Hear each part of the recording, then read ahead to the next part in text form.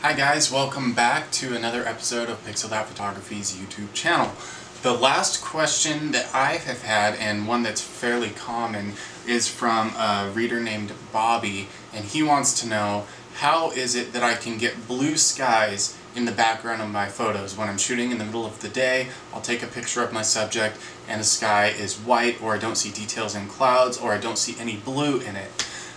Alright. So the reason that that's happening, Bobby, is because when you're exposing, whether you're in automatic mode, manual mode, aperture priority, whatever it may be, you're exposing for your subjects on their face. And if you're exposing for them and they don't have very much light on them, you're allowing more light to come into the camera to expose for their face. And that might be more light than would be needed to expose for the sky or the clouds that are behind them. So there's a few things that you can do to resolve that.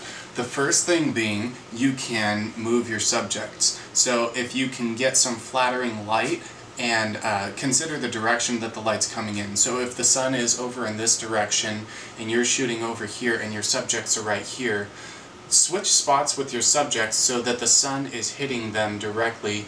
Now be careful not to have them looking directly into the sun because they'll have squinty eyes, but try to find a spot where the sun is direct onto them, and then that way their faces will be brighter, so you can bring your exposure down, which will actually bring down the exposure of the sky that's behind as well, hopefully bringing in some of that blue color. So that's one option that you have. Another option you have is to use flash, and one of the things that I like to use is a quarter cut of CTO. And you can get this from Strobist, or any camera place should have this. It's about 10 bucks for these gels for your flash.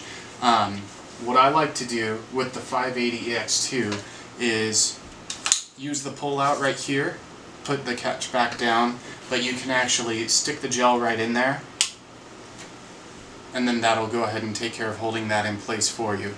And what this is going to do is mimic the Kelvin temperature of the sun. So when you white balance your photo later, you're not going to have your subjects looking more orange or more blue and a background that looks more orange or more blue. They'll actually match each other. So what you can do is actually just go bare flash, hit them, try to use it almost as fill, and what you can then do is bring up your shutter speed or bring your ISO down to actually lower the background exposure even more while maintaining the exposure on your subjects. Another thing that you can do to take it a step further is to use high-speed sync, and that's something that I'm actually going to get into in the next video. So stay tuned on that. I hope this answered your question, and feel free to ask more at brian@pixelthatphotos.com. Okay? Thanks guys.